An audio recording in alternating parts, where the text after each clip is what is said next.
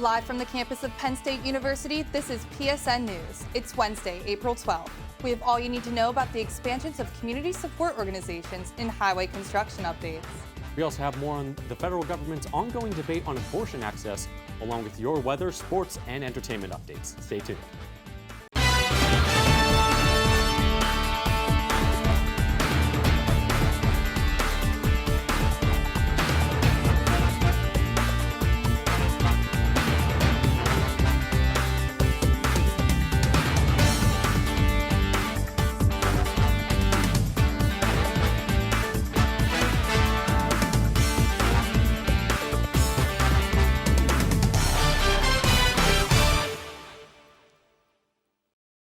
Thanks for joining us tonight. I'm Malia Brown. And I'm Cameron Lobley. The Happy Valley Sports and Entertainment Alliance has appointed Eric Engelbartz as their newest executive director. He is set to lead the organization's efforts to improve Center County's reputation as a sports and entertainment destination. Since 2012, Engelbartz has served as the executive director of the Michigan Sports Alliance. During that time, he created and grew the State Games of Michigan, piloted a second sports hub, and organized a successful launch for Winter Games in Marquette, Michigan. Additionally, he has worked with the West Michigan Sports Commission, the National Congress of State Games, and the Alabama Sports Festival. He'll begin his new role on April 29th. Well, a local homeless shelter is beginning to take steps to provide stable nighttime shelter to guests. Since 2020, Out of the Cold Center County has been providing food and support services to those experiencing homelessness in the area.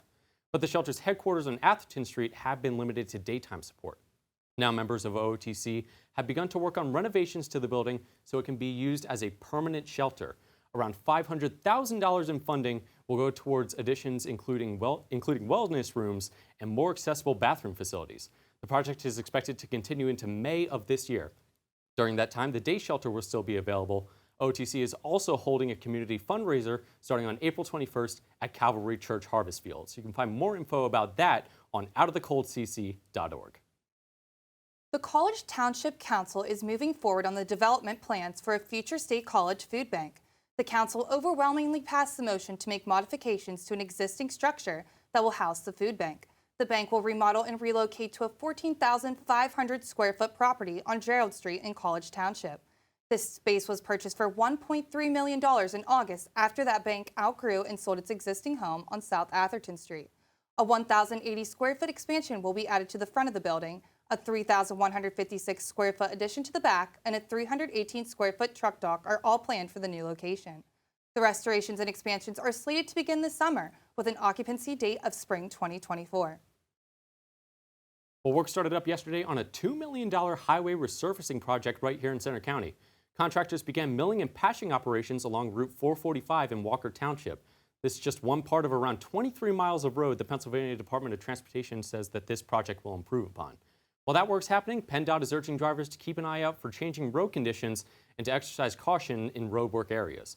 This work on 445 is expected to be finished by this Friday, and the full project is set to be finished by the end of June. You can find the full roadwork schedule at penndot.gov.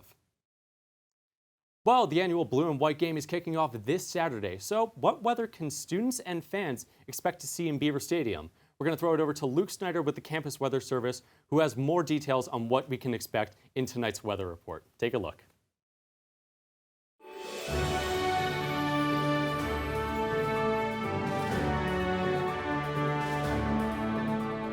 From the students of Penn State Meteorology, here is your Penn State Campus Weather Service forecast. Good evening and happy hump day. I'm student meteorologist Luke Snyder here for your Wednesday evening forecast. Taking a live look from Beaver Stadium, you can see completely clear skies right now, not a single cloud in sight. And that's been the trend for much of the day thus far. And then taking a look at current conditions right now in University Park, you can see that we're currently sitting at around 79 degrees right now with the feels like of 78. So it's still going to be very warm, not much chillier than it actually is right now. We do have a dew point of around 43 degrees right now, causing the air to be very dry. I know it's been very hazardous for fires right now, so let's make sure to continue that into the evening and make sure not to burn anything and just stay aware of that. And we have some great visibility and some strong winds coming in around 15 miles per hour. And taking a look at temperature right now, you can see the State College again is at 79 degrees right now, and the trend for much of the Commonwealth has been the mid to upper 70s, and then even the mid to lower 80s right now. I'm taking a look, I know behind me there's temperature departures from average, so you can see that almost the entire state is going to be well above average for this time of year. Almost everywhere is around 20 degrees or more warmer than it typically is for this time of year in April, and that trend is going to continue as we zoom out into the rest of the lower 48 as well. You can see there's a very large warm air mass moving through the area right now, and that's going to be hitting around in the Midwest over here, and then you can see that it's going to be very warm over here in Omaha and just right north in Bismarck. It's a very strong and very drastic temperature difference, and you can see that's going to continue into the rest of the week as it moves through Pennsylvania later on. Looking at the future radar, you can see that later on this evening, temperatures are going to continue to dip as we have clear skies for the rest of the week, and then looking into tomorrow morning, early tomorrow morning for your commute, you can see that it's going to be still very cold for this, or very warm rather for this time of year, not very cold, and you can see the temperature is still going to be well above average for tomorrow morning. And they're going to continue as we move into Thursday afternoon as well. You can see much of the state is going to be experiencing these upper 70s and lower 80s. Almost the entire state is expected to reach above 80s for their high recorded temperature tomorrow. And then as we move into Thursday night into Friday morning, you can see that a lot of places are going to be dipping a little bit colder, and it's going to be a little bit chillier than usual, and many places are going to be reaching a recorded low of below 50 degrees for early Friday morning. And then taking a wider look and looking ahead into the weekend, you can see some clouds moving in through later on Friday evening, right ahead of this strong rain system that's eventually going to hit through on Saturday, as you can see here. Taking a look at Saturday afternoon, it's going to be a little bit of scattered showers for Saturday's blue and white game here at Penn State. And then taking a further look into the rest of the weekend, you can see those showers are going to be lingering and just continuing on very scattered throughout the rest of the weekend into Saturday. And taking a look at Sunday, you can see it's going to be a little bit more persistent as they hit later on Sunday evening, right ahead of this very strong rain system coming in through the west side of the state. Expected Sunday evening into Monday, we have some very strong and very persistent showers. Looking at the rest of today, you can see tonight we're going to be reaching a low of 54 degrees with those clear skies continuing and some slight winds coming in. And then taking a look at tomorrow, you can see that we're going to be reaching a high of 81 degrees with sun, and more sun. We're going to be having those slight winds coming in again, continuing, so make sure to enjoy that one last day of gorgeous sunshine. And taking a look at your 7-day outlook, you can see that we have those high temperatures continuing for Friday and into Saturday as well before they begin to dip into the weekend. And those showers are going to make their way through into the weekend and into the beginning of the new work week as temperatures begin to decrease in Monday into Tuesday. And then hopefully those clouds are going to begin to leave into Wednesday as we have those April showers eventually leaving the area. From the Penn State Campus Weather Service, I'm Luke Snyder. Have a great night.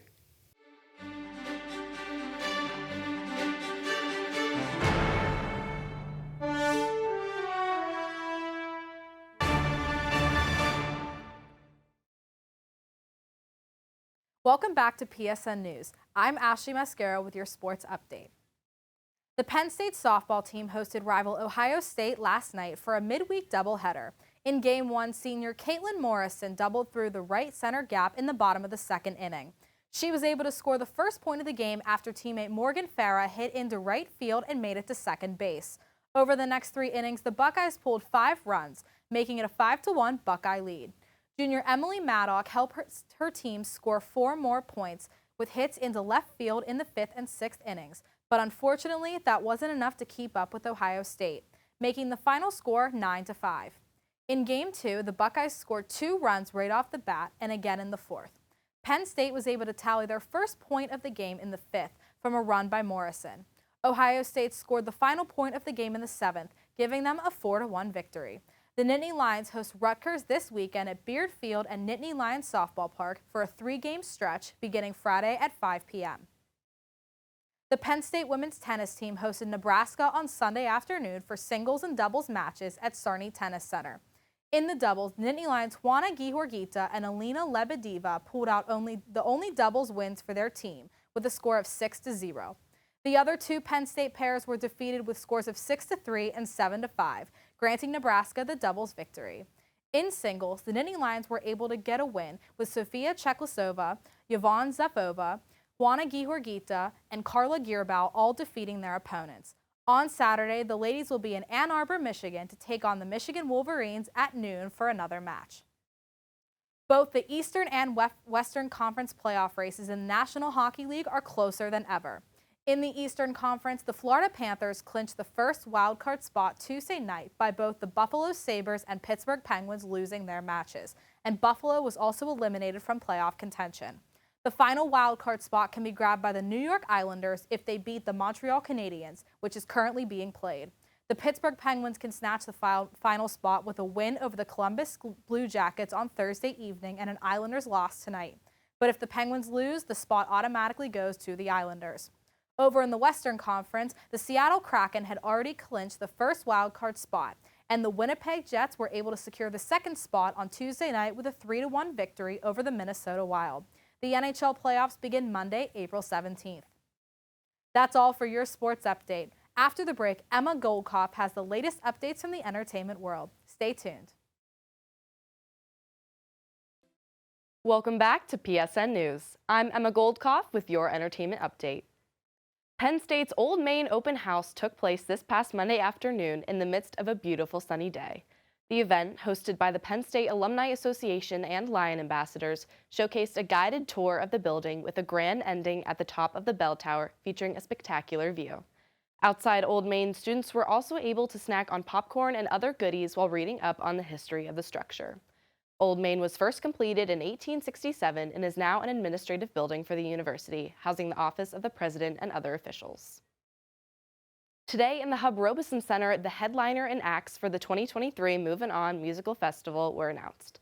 Headlining the festival is Grammy-nominated rapper J.I.D., along with acts from Upsall, Neon Trees, and Coin. The festival will be hosted on April 28th at the IM Fields. Movin' On is among the top 5 student-run music festivals in the country, with this year being the 48th year. The free music celebration is intended to wish graduating seniors well as they're moving on from Penn State. In other campus news, the Stick Mirror exhibit is on display in the Art Alley in the Hub Robeson Center. Field reporter Samantha Varelli has the details. Take a look. The Hub Robeson Gallery is featuring an exhibition called Sticky Mirror, created by artist Sarah Sutton, which is on display in Art Alley in the Hub Robeson Center. Sutton is from Rochester, New York, and is interested in visual perception and speculative futures. The painter's work has been shown in Europe and all across the United States. Sticky Mirror is a collection of monochromatic black and white oil paintings with complex ideas behind the art, like scalar fluidity and psychic spaces. The name of Sutton's collection actually has a double meaning. Primarily inspired by the work of philosopher Timothy Morton, the phrase sticky mirror refers to the relationship between objects and humans. Beyond this, Sutton hopes her paintings and the ideas behind them stick with the viewers. And according to curator and senior gallery manager Robert Sparrow Jones, students really do engage with the art. We get such an interesting reaction from the student community. It's really wonderful to hear the inventive ways in which they come to the work. I always come through and see students looking at the work and visitors looking at the work. It's really awesome. Jones said the gallery gets a lot of traffic, so it makes for a great opportunity for artists to get their work out there. One of our missions is to show work from underrepresented artists, or work that we find intriguing that would be difficult for an artist to show in a commercial gallery. What stuck out to Jones about Sutton's work was her philosophical take on her paintings. I was drawn into what it was saying to me visually, but also I was really interested in her underlying kind of messages that the work is portraying. The exhibition will be open until at least May 30th. Reporting for PSN News, I'm Samantha Varelli. The Hub Gallery currently features multiple artists and exhibits like Sutton's. These displays will continue to be updated throughout each semester. Actress Millie Bobby Brown seemingly announced her engagement to Jake Bon Jovi Tuesday morning via an Instagram post. The picture features the two smiling ear to ear and Brown with a diamond ring on her finger. The Stranger Things star quoted a Taylor Swift lyric in her caption saying, "I've loved you 3 summers now, honey, I want them all." Bon Jovi, son of rock and roll legend John Bon Jovi, posted a similar photo on his Instagram with the caption "Forever." The two have been linked since 2021 and went official on social media in November of that year. They made their first red carpet appearance together in March 2022. The couple has already been criticized for their engagement due to their young age, with Bon Jovi being 20 and Brown 19. However, the comment sections of both Instagram posts have been flooded with congratulations. That's all for your entertainment update. After the break, interview anchor Emily Foley will be speaking with Gabby Harris, the Executive Director of the Student Programming Association. Stay tuned. Welcome back to PSN News. I'm Emily Foley. With me tonight, I have Gabby Harris, the Executive Director for the Student Programming Association at Penn State. Gabby, thank you for being with me here tonight. So for those who might be unfamiliar, what exactly is the Student Programming Association? What do you guys do here on campus? So the Student Programming Association, or what we call it SPA, is an affiliate org on campus, just like Thon, Homecoming. And our mission is to enhance the student experience, and that is through providing diverse programming, events, activities, and just providing resources for Penn State students. So we do a large majority of the free events that are on campus, mainly in the hub, but some stuff that people might recognize us for are Lights Up, which is our welcome back show at the beginning of the fall semester, which we collaborate with Moving On for. So in August, we brought Kyle and 303 on the hub lawn. Just recently in November, we had Jeanette McCurdy join us for a lecture in Schwab Auditorium, so that was awesome. And then we just had Spa Day at the beginning of the spring semester, which is our annual hub takeover. So the hub is plastered in green and spa. So yeah. Yeah. So as executive director, what are you doing? Like, what's your role? So being the incoming executive director, I'm pretty new to the role, but my responsibility is to oversee the general, just overall operation of the org. So that means that I'm not only overseeing the exec and admin board, but I'm checking in on the general well-being of our members, and then I'm also the one that's going to meetings with other student leaders and departments on campus and university leaders, and making sure that we are doing the best to serve the Penn State community and upholding our promise to enhance the Penn State experience. You have a big responsibility, but it's worth it because it always turns out so nice. Yeah. So we've had some really cool events on campus this semester. Ross Lynch was here, which I know I personally loved. It was so much fun. How do you guys go about getting these people to come to campus, and how do you decide who comes to campus? Yeah, so with our admin board, we have programming chairs, but they hold weekly committee meetings. And so we function solely on the input of our members. So it's students planning events for students. And so, for example, with our Spa Day headliner, which we had Quinn 92, our concerts chair went to our general members during a meeting and said, hey, we're planning to book a Spa Day artist. Here's a general genre, our budget, and our time frame. And so we all kind of break off into groups and we collaborate on like people that we think would be great for the Penn State community. And then so we usually have a huge list of like 40 names that are just like, some can be like small artists that someone loves, or they could be someone super expensive that we just like have like the hopes of bringing them to campus. But from that process, we then like go to the next meeting and we look at their stats. So we look at their Spotify hits, their following, their overall name recognition, just who they are as a person, and kind of decide to narrow down the list into an even smaller list. So then at the next meeting, we can watch live performances, see if the vibes are good, if we think that it would be a great experience for Penn State students. And so then once we vote on a like list of 4 to 5 artists, the programming chair then takes it from there to contact our middle agents, send out an offer. And if the first artist on the top of our list accepts the offer, that's awesome. We can move forward with the event and everything's good to go. But sometimes that doesn't work out. And so we just work our way through the list until we bring someone that the Penn State students want to see. Yeah, that's so cool. There have been so many cool people here this semester. Yeah. So how can joining SPA help someone get the experience in the entertainment industry, and how do you think it's helped you? Yeah, so I have said this probably 1,000 times just in the last like week. SPA has been one of the most rewarding experiences for me on campus, just because like when I first joined during COVID, I really didn't think that I would get as much out of it as I have.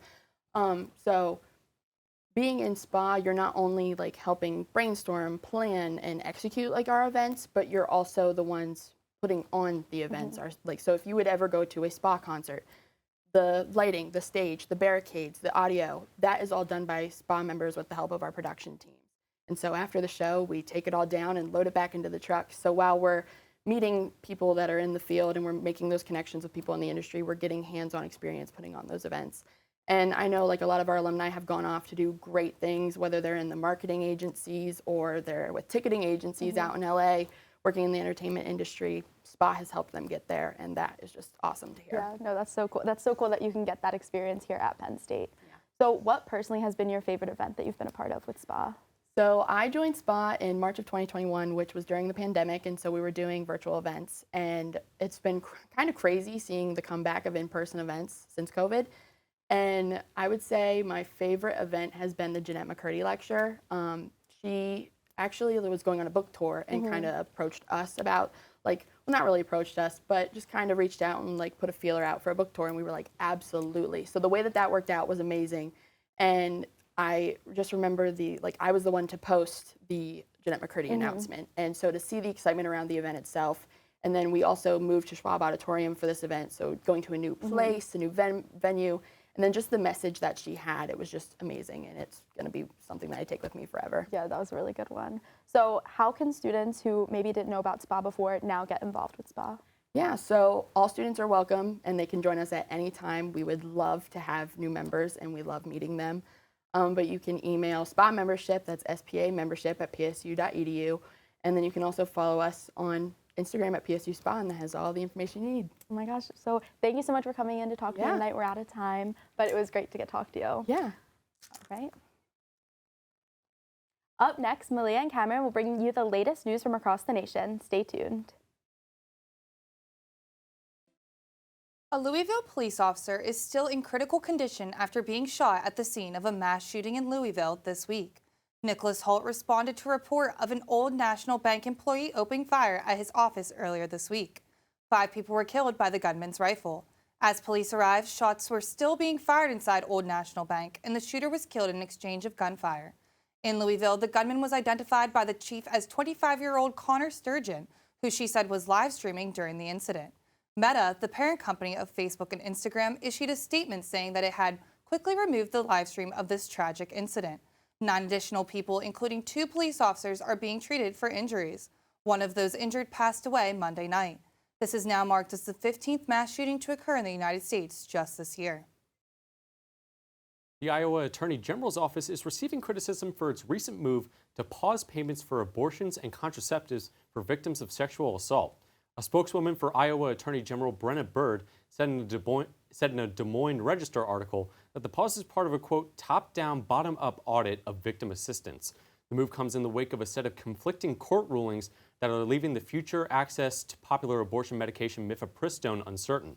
Victim advocates say that the pause is catching many off guard and that it's a serious medical and financial risk to those who relied on state funding. The nation's top health official is calling out a court judgment that is endangering the availability of mifepristone, a form of medication abortion. Health Secretary Xavier Becerra said this judgment was, quote, not America, and that he would ignore the judge's orders if necessary. The drug was authorized by the Food and Drug Administration in 2000, which is administered by the Becerra's Health and Human Services Department. He emphasizes that he wants the courts to overturn this, quote, reckless decision. He highlighted that for the time being, women have access to mifepristone. This was after a federal judge in Texas put his Friday order on hold for a week, so federals may file an appeal. After 2 independent and conflicting court opinions in Texas and Washington on the legality of this drug, there is uncertainty over access to the most widely used form of abortion in the United States. The Nashville Metropolitan Council has unanimously voted to reinstate a Tennessee lawmaker just 4 days after he was removed from office. Democratic Representative Justin Jones was met with applause as he made his way back into the Tennessee Capitol following his expulsion last Thursday. He and fellow Democratic lawmaker Justin Pearson were expelled by Tennessee Republicans after the two joined in protest for gun reform following the recent shooting at a Nashville elementary school. Along with political controversy, the expulsions drew accusations of racism. Fellow protester and Representative Gloria Johnson, who is white, was spared expulsion by 1 vote. Both Jones and Pearson are black. Today, Representative Pearson's district in Memphis is set to hold a special session to determine his reinstatement. The 2 representatives have both said that they plan to run for their seats in the special elections. And that's going to wrap up our show tonight at PSN News. Be sure to check us out on Twitter and Facebook at PSN News, on Instagram at Penn State Network News, and to subscribe to our YouTube channel at youtube.com/PSN News. Have a good night, and as always, stay safe, Penn State.